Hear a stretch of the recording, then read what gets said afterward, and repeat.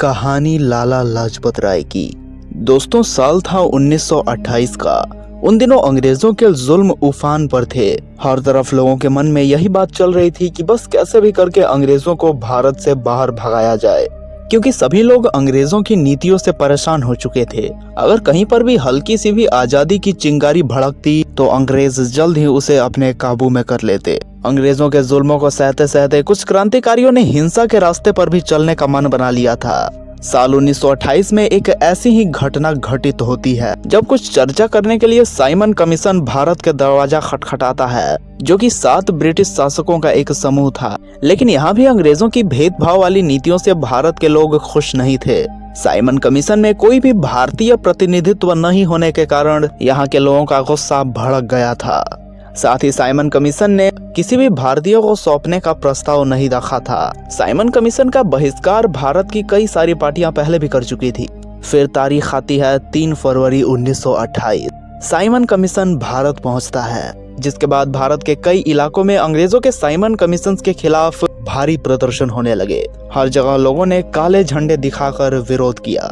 लोग बस से एक ही नारा लगा रहे थे, साइमन गो बैक। लखनऊ में भी विरोध के दौरान पंडित जवाहरलाल नेहरू घायल हो चुके थे। आपको बता दें कि जहां पर भी इस कमीशन का विरोध किया गया था वहां अंग्रेजों ने लाठी चार्ज किया था। मगर तारीख आती है 30 अक्टूबर 1928 की।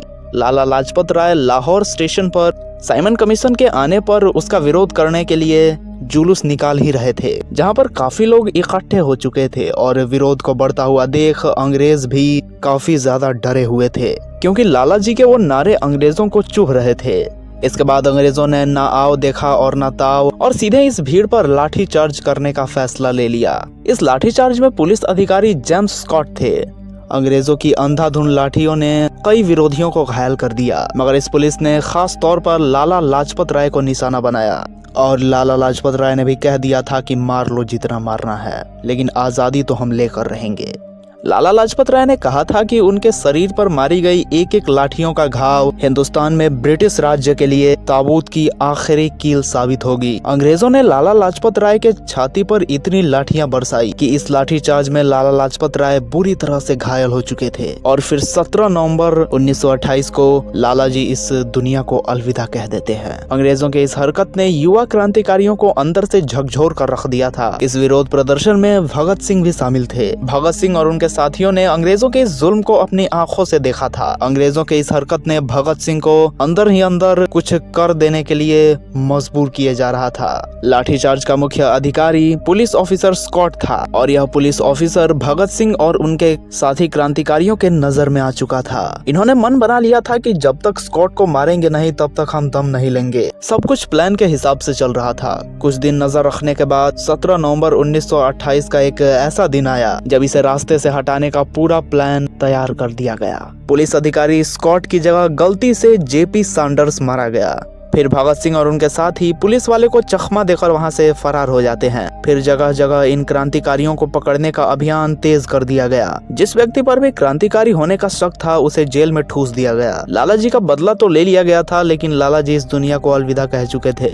मगर इससे ये जरूर हुआ था कि भारत में अंग्रेजों के खिलाफ आवाज और ज्यादा बुलंद हो चुकी थी। दोस्तों, अंग्रेजों के खिलाफ ऐसी सोच रखने वाले लाला लाजपत राय का जन्म 28 जनवरी 1865 को फिरोजपुर पंजाब में हुआ था। उनके पिता मुंशी राधा कृष्ण आजाद उर्दू के एक महान विद्वान थे, जो राजकीय उच्चतर माध्यमिक विद्यालय रेवाड़ी में एक शिक्षक थे। वहीं से उन्होंने प्राथमिक शिक्षा हासिल की। बचपन से ही लाला लाजपत राय के मन में देशभक्ति का जुनून था। उन्होंने बचपन में यह ठान लिया था कि कैसे भी करके अंग्रेजों को भारत से बेदखल करना है। लाला लाजपत जी की एक कहानी बहुत ही ज्यादा फेमस है, आप भी इसे ध्यान से सुनिएगा। एक बार स्कूल की तरफ से पिकनिक का आयोजन हो रहा था, जिसमें लाला लाजपत राय को भी जाना था, लेकिन इसके लिए ना उनके पास पर्याप्त पैसे थे और ना ही घर में कोई सामान जिससे उनकी माँ कोई पकवान बनाकर उन्हें दे सके। उनके पिता अपने बेटे का दिल नहीं तोड़ना चाहते थे, इसलिए वह किसी से उधार मांगने जाने लगे। और यह बात लाला लाजपत राय ने भांप ली और उन्होंने अपने पिताजी से कहा कि पिताजी उधार के लिए मत जाइए, मैं वैसे भी इस पिकनिक में नहीं जाना चाहता था। और उन्होंने ये भी कहा था कि अगर जाना ही होगा तो घर में खजूर पड़े हैं वही लेकर चला जाऊंगा, उधार लेकर शान दिखाना ठीक नहीं है। दोस्तों बचपन में ही ऐसी सोच रखने वाले लाला लाजपत राय, जिन्होंने अंग्रेजों को भारत से बेदखल करने के लिए हर वो मुमकिन कोशिशें की जो वह कर सकते थे।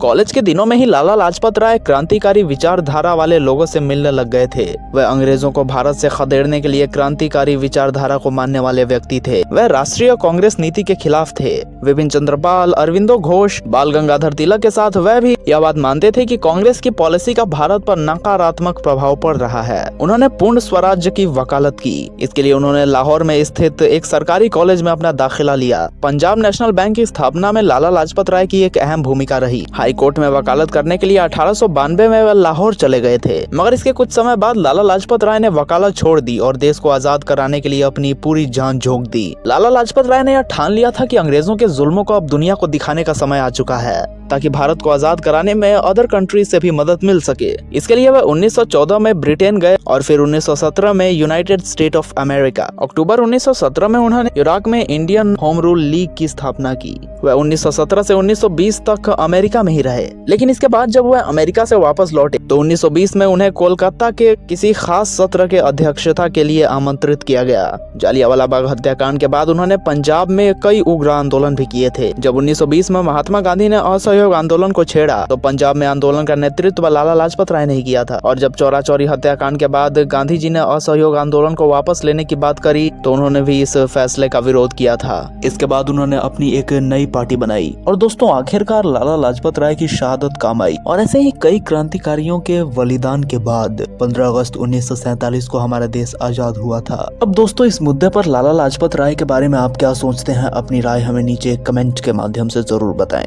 धन्यवाद।